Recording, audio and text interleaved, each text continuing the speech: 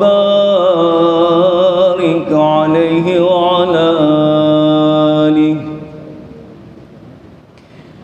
يا رب بالمصطفى بلغ مقاصدنا واغفر لنا ما مضى يا واسع الكرم يا رب بلغ مقاصدنا واغفر لنا ما مضى يا واسع الكرم محمد سيد الكونين والثقلين والفريقين من عرب ومن عجم يا رب مصطفى بلغ واغفر لنا ما مضى هو الحبيب الذي ترجى شفاعته لكل هول من الأهوال مقتهم يا رب مصطفى بلغ واغفر لنا ما مضى اللهم صل وسلم وبارك عليه وعلى آله قرة عبد القاسم محمد صلى الله عليه وسلم ثم للمؤلف هذا الكتاب سأل الصابوني أن الله يتقسم محمد الفاتحة بالنية أن الله ينور قلوبنا ويشرح صدورنا. الفاتحة. أعوذ بالله من الشيطان الرجيم. بسم الله الرحمن الرحيم. الحمد لله رب العالمين الرحمن الرحيم مالك يوم الدين. إياك نعبد وإياك نستعين. اهدنا الصراط المستقيم صراط الذين أنعمت عليهم غير المغضوب عليهم ولا الضالين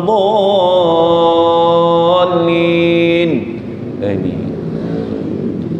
الحمد لله والصلاة والسلام على رسول الله سيدنا محمد بن عبد الله وعلى آله وصحبه ومن والاه لا حول ولا قوة إلا بالله أما بعد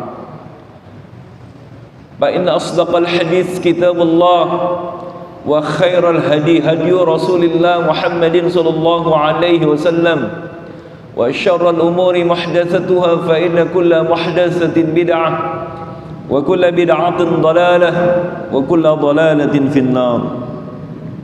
Alhamdulillah Rabbil Alamin. Kita panjatkan syukur kehadirat Allah Subhanahu wa ta'ala atas kudrahnya Allah. Alhamdulillah kita telah dirikan solat maghrib secara berjamaah. Salawat dan iring salam semoga Allah curahkan kepada uswah qudwah hasanah kita baginda Rasulullah Muhammad sallallahu alaihi wasallam, kepada seluruh keluarga beliau, sahabat-sahabat beliau. Semoga salawat dan salam pun tercurahkan bagi kita semua selaku umatnya. Amin ya Allah ya Rabbal Alamin. Hadirin jamaah Masjid Jami Al-Mutmainnah, wabil khusus Ketua DKM Al-Mukarram Bapak Ustadz Haji Marjaya Mukarram Ustadz Saini. Alhamdulillah kita bersyukur malam hari ini Allah masih pertemukan kita. Mudah-mudahan hadirnya kita, duduknya kita, seluruh jamaah sekalian, Allah Subhanahu wa ta'ala mencatatnya menjadi bagian dari amal ibadah. Amin ya Allah ya Rabbal Alamin. Hadirin yang dirahmati Allah, kita lanjutkan di halaman 218, baris yang paling terakhir, baris kedua dari bawah. Walillahi 'alan nasi hajjul baiti man istata'a ilaihi sabila.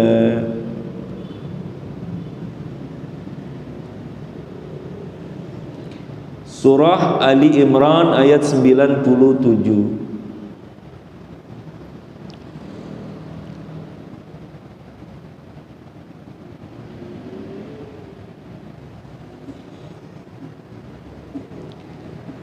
A'udzu billahi minasy syaithanir rajim. Bismillahirrahmanirrahim. Walillahi 'alan nasi hajjul baiti man istata'a ilaihi sabila.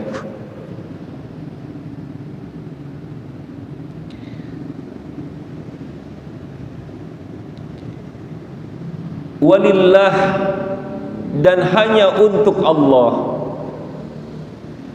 dan hanya karena Allah.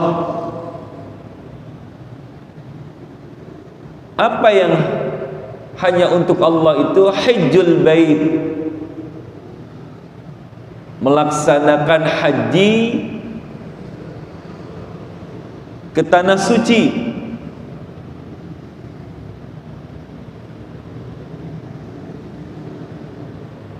Atas siapa? 'Alan nas,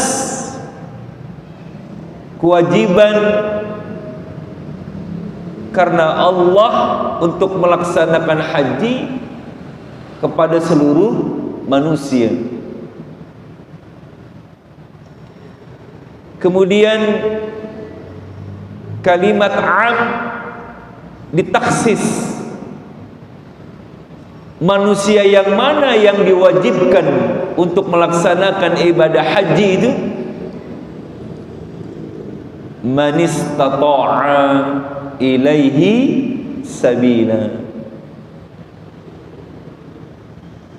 Manusia-manusia yang istita'ah, yang mampu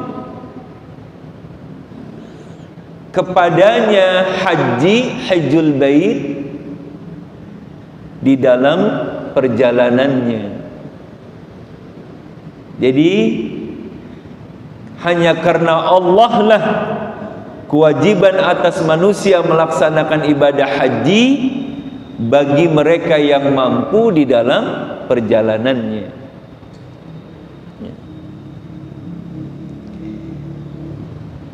Kita lihat tafsirannya. Ai fardun lazimun, suatu kewajiban yang seharusnya, yang semestinya. Alal mustati'i, bagi orang-orang yang mampu. Hajjul baitillah, hajju baitillah, melaksanakan ibadah haji ke tanah, ke rumah Allah. Al-Atiq, yang tua, yaitu Ka'bah Baitullah. Hadirin sekalian yang dirahmati Allah, diperkuat pada ayat yang lain, wa atimmul hajja wal umrata lillah, dan sempurnakanlah haji dan umrahmu hanya karena Allah. Ceritanya, perintah haji dan umrah itu diawali dan diakhiri perintahnya dengan kata lillah. Yang pertama ini, walillahi 'alan nasi hajjul baiti man istata'a ilaihi sabila. Ayat yang lain, wa atimmul hajja wal umrata lillah, sempurnakan haji dan umrahmu hanya karena Allah. Ternyata pada kewajiban yang lain tidak disertai dengan kata lillah. Aqimis salata lillah, nggak ada lillahnya. Wa atuz zakata lillah, nggak ada lillahnya. Kutiba alaikumus siyam lillah, nggak ada lillahnya, nggak ada. Perintah yang ada lillahnya itu hanya dalam pelaksanaan ibadah haji. Kronologinya begini. Pada masa itu banyak juga kaum muslimin yang berat untuk melaksanakan ibadah haji. Dulu di masa Rasulullah, sebagian orang-orang munafik itu mereka sebetulnya istita'ah, mampu, tetapi mereka tidak mau melakukannya.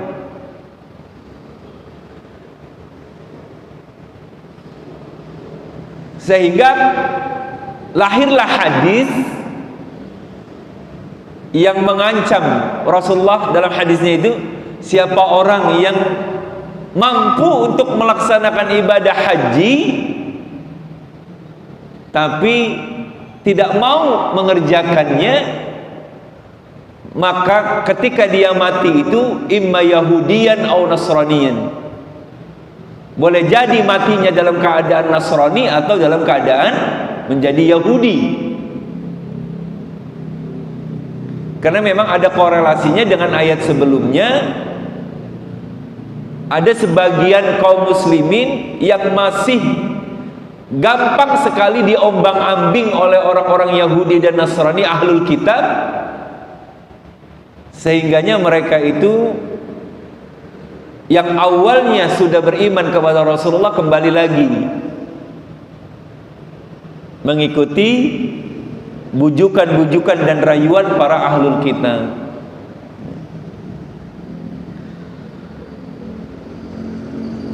Hal yang lain, kenapa ibadah haji ada lillahnya? Karena haji ini ibadah yang bukan hanya, kalau sholat kan cuma butuh harta sedikit untuk beli pakaian yang menutup aurat, beli baju, beli kain, gitu kan, beli pici. Ibadah fisik tapi juga nggak capek. Kalau sholat kan cuma paling banyak sehari semalam tuh 17 rakaat yang wajib. Itu juga nggak lama. Sama halnya dengan zakat, juga nggak pakai ibadah yang tidak menggunakan kekuatan fisik, cuma harta. Tapi kalau haji itu atau umrah itu ibadah fisik yang memang lumayan meletihkan. Apalagi dulu di zaman Rasulullah, ketika Rasulullah sudah ada di Madinah, kemudian perjalanan dengan naik unta itu kan 450 kilo, itu lumayan. Sehingganya ada hadis yang menerangkan bahwa man tatahhara fi baitihi summa ata masjidal Quba falahu ajru umratin. Jadi dulu banyak para sahabat-sahabat yang pengen umrah ke Mekah, tapi nggak mampu dalam perjalanannya karena terlalu jauh. Maka kata Rasulullah, siapa orang yang dari rumahnya nih, dia sudah wudu, kemudian dia sholat, dia datangi Masjid Quba, dia sholat di situ, maka sudah mendapatkan pahala umrah. Jadi nggak usah ke Mekah deh, cukup sholat di Masjid Quba juga yang ada di Madinah sudah dapatkan pahala umrah. Tapi permasalahannya, ibadah haji itu kan ibadah yang menjadi bagian daripada rukun Islam.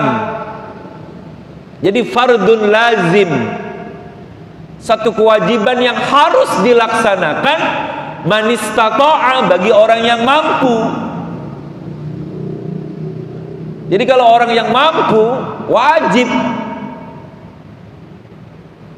Makanya ibadah haji itu selain ibadah fisik, ibadah harta, apalagi sekarang isunya mau naik 69 jutaan.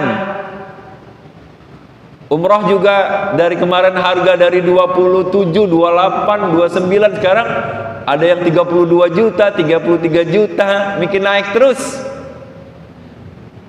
Tapi subhanallah, orang itu enggak, orang Indonesia enggak ada kelihatan yang susah kalau begitu.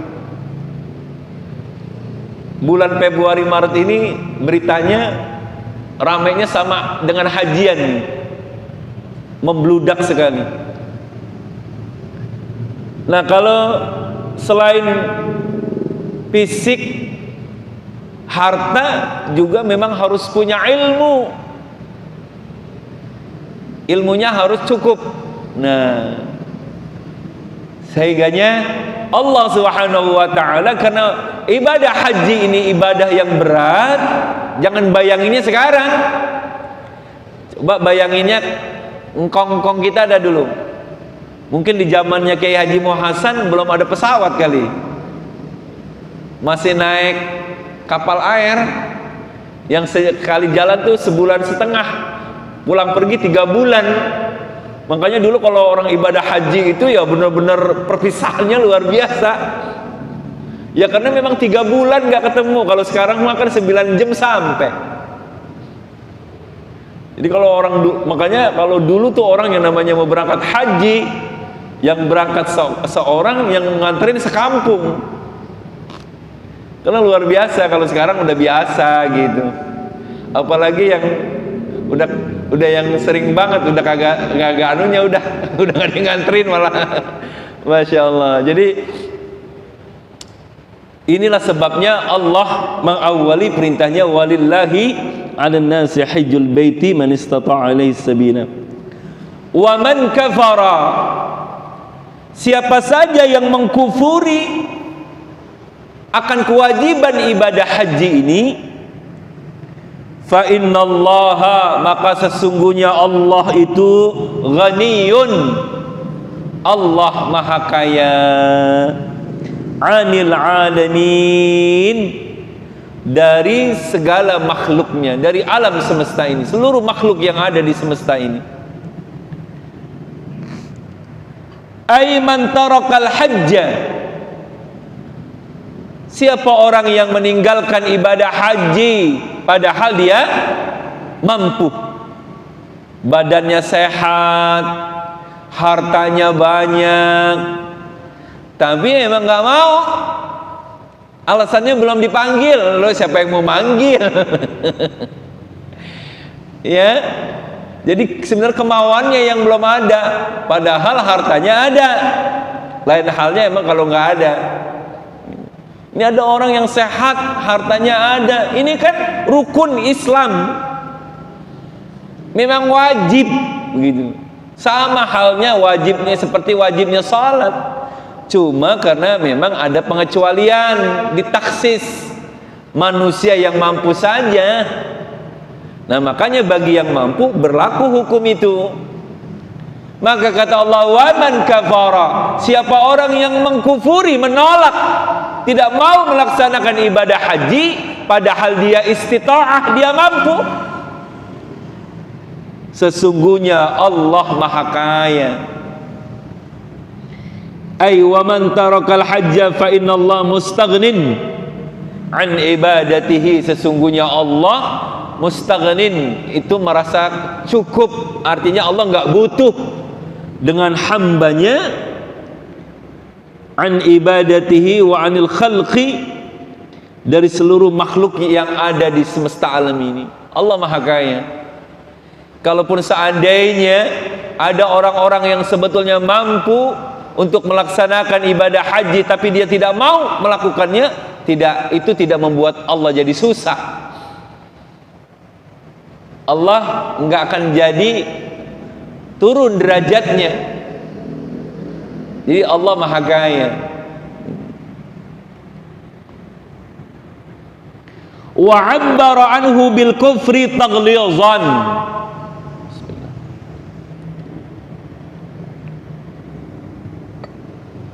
Pada ayat ini Allah Subhanahu wa taala mengibaratkan penolakan ibadah haji dengan kata kafir. Waman kafara, siapa orang yang menolak.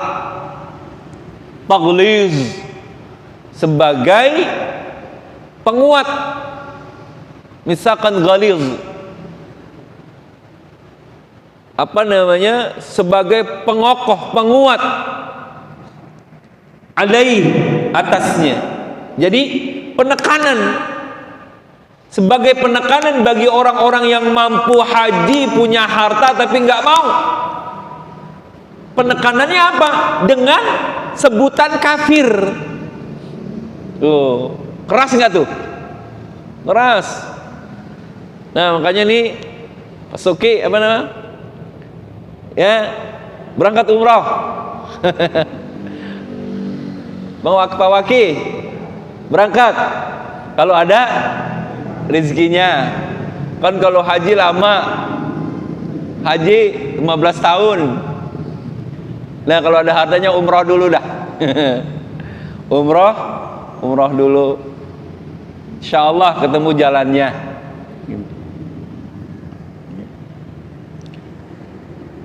Qala Ibnu Abbas, berkatalah Ibnu Abbas, man jahada, beda tuh jahada, hak besar dengan jahada.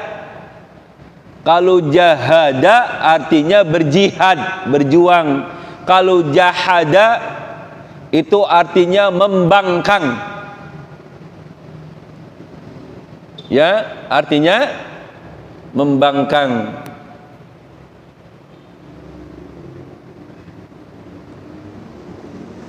Wa man jahada faridatal haji, siapa orang yang melawan, membangkang akan kefarduan haji, faqad kafara, sungguh dia telah menjadi kafir. Jadi kalau ada orang ngomong gini, apaan haji? Wajib dari Hong Kong. Nah, itu kafir dia. Karena dia menolak salah satu daripada rukun Islam. Yang udah haji juga begitu aja, gitu kan, misal ngapain haji gitu. Tapi ada juga cerita orang pulang haji, dia taubat. Gue mah taubat dah, sekali aja haji dah, gue nggak mau haji lagi dah. Ngapa emang? Capek katanya. Lah emang lu mau jalan-jalan, orang mau ibadah ya pasti capek. Ada orang yang pulang umrah, pulang haji, apa namanya, terharu, pengen balik lagi. Ini ceritanya lain. Justru pulang haji dia marah-marah, gue mau udah sekali aja dah haji dah. Katanya capek haji mah gitu. Kemudian wallahu ghaniyun anhu, dan Allah maha kaya daripadanya. Daripada siapa? Dari man jahada. Summa akhadha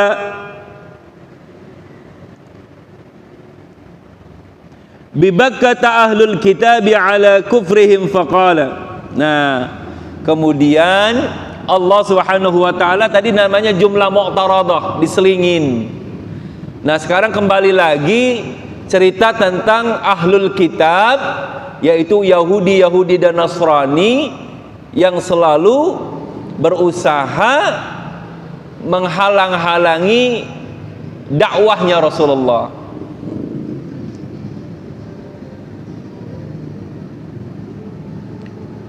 Yaitu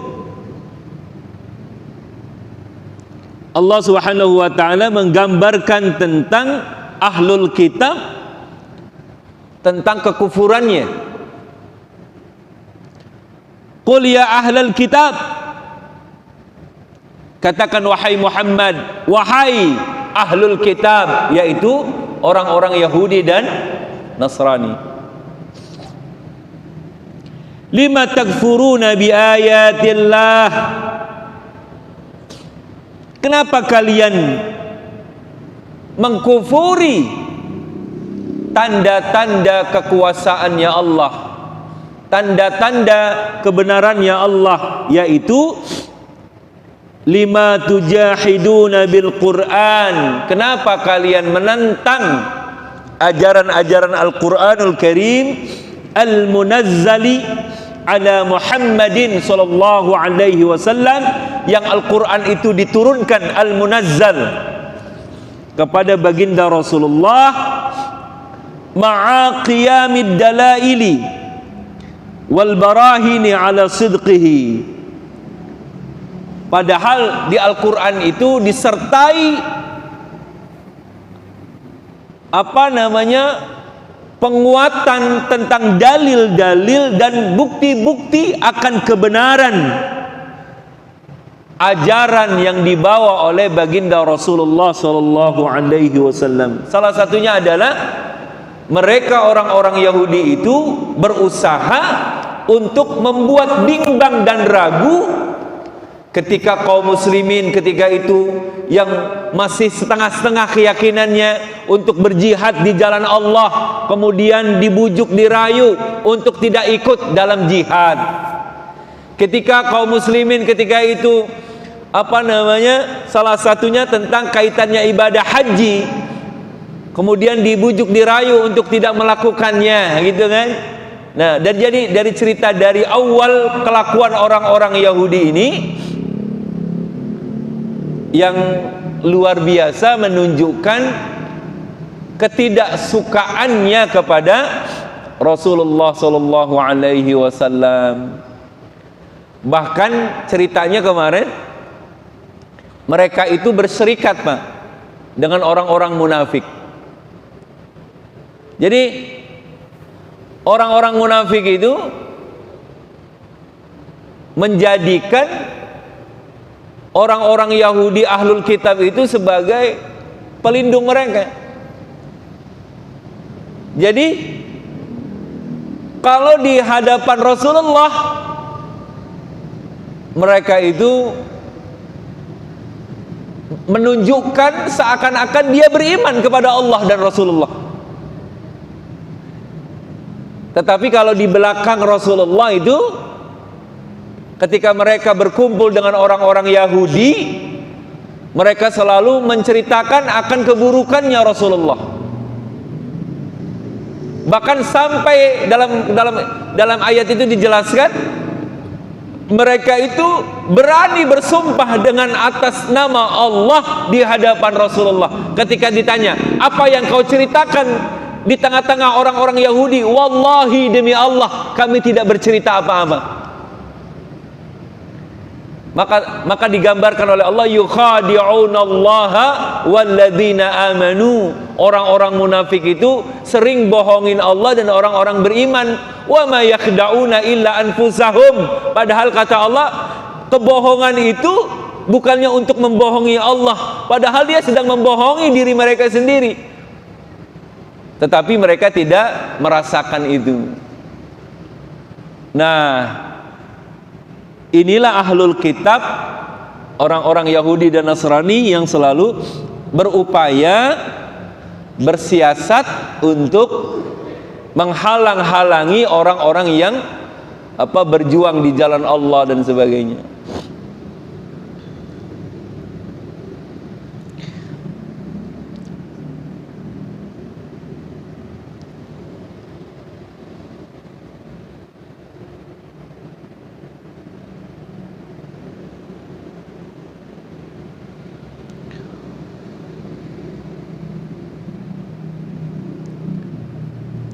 Wallahu syahidun. Ini ayatnya gimana nih? Qul ya ahlal kitab lima takfurun bi ayatillah wallahu syahidun ala ma ta'malun. Dan sesungguhnya Allah itu menyaksikan ala ma ta'malun, atas apa-apa yang kalian perbuat. Ay mutalli'un ala jami'i amalikum. Allah itu mutalli', asal kata dari tala'a. Allah itu akan memunculkan dari semua amal-amal perbuatan kamu, payujazikum, dan maka nanti kalian akan dibalas oleh Allah alaiha, atas segala perbuatan-perbuatanmu itu, atas perbuatan-perbuatannya. Jadi kembali nanti kita masih ceritakan, awalnya masih cerita orang Yahudi nih, ahlul kitab nih. Sekarang diselingin lagi dalam bentuk konspirasinya apa? Salah satunya itu membujuk orang supaya nggak melaksanakan ibadah haji, salah satunya itu ya. Nah, kalau kemarin kan itu cerita tentang apa lagi tuh? Tentang makanan. Kullu ta'ami kana halal li bani Israil. Dia ngomong seenaknya aja, oh ini haram, itu haram. Padahal di Taurat nggak ada, ditantang sama Nabi. Qul, katakan wahai Muhammad, kalau emang benar-benar ada di Taurat, di kitab sucimu, keharaman tentang makanan-makanan itu, coba datengin Tauratnya sini, baca bareng-bareng. Kata Nabi begitu, diajarkan sama Allah. Tapi semuanya nggak ada yang bisa menunjukkan di dalam kitab suci Taurat ada beberapa makanan-makanan yang diharamkan, dengan dalih bahwa Nabi Yakub tidak makan itu. Padahal Nabi Yakub itu sebab tidak makannya bukan karena mengharamkan, karena punya penyakit. Makanya nggak makan tuh kemarin daging onta, terus gajinya tuh lemak onta, itu karena punya penyakit, bukan menjadi alasan karena orang tua-tua kami dulu mengharamkan ini, mengharamkan itu. Lima tuharrimu ma halallah, kenapa kalian mengharamkan yang Allah halalkan? Nah, itulah kerjaannya orang-orang Yahudi. Nah, nanti kita akan lihat lagi bagaimana kelakuannya. Lima tasudduna an sabilillah, ngalang-ngalangin orang berjuang di jalan Allah, gitu kan? Tabghuna iwajan wallahu bima ta'malun. Terus apa lagi tuh? Ya ayyuhalladzina amanu in tuti'u fariqan minal ladzina utul kitab. Nah, ini nih, akhirnya nih Allah Subhanahu wa taala memberikan peringatan buat orang-orang beriman. Jangan, ketika kalian mentaati orang-orang kafir dari ahlul kitab itu, intinya mereka itu ingin yaruddukum, ingin mengembalikan kamu menjadi murtad gini. Itu Allah bercerita tentang bagaimana karakter buruknya orang-orang Yahudi ahlul kitab kepada para sahabat-sahabat ketika itu. Mudah-mudahan ada manfaatnya ini. Kita sampai di wallahu syahidun ala ma ta'malun. Sesungguhnya Allah itu maha menyaksikan, mutalli'un. Allah akan menyaksikan dan Allah akan tunjukkan dari semua apa yang diperbuat oleh manusia. Mudah-mudahan ada manfaatnya. In uridu ilal islah mastata'tu tawakkaltu 'ala Allah wa ilaihi unib. Subhanakallahumma wa bihamdika asyhadu an la ilaha illa anta astaghfiruka wa atubu ilaik. Wallahul muwaffiq ila aqwamit thariq. Hadanallahu wa iyyakum ajma'in. Wassalamu alaikum warahmatullahi wabarakatuh.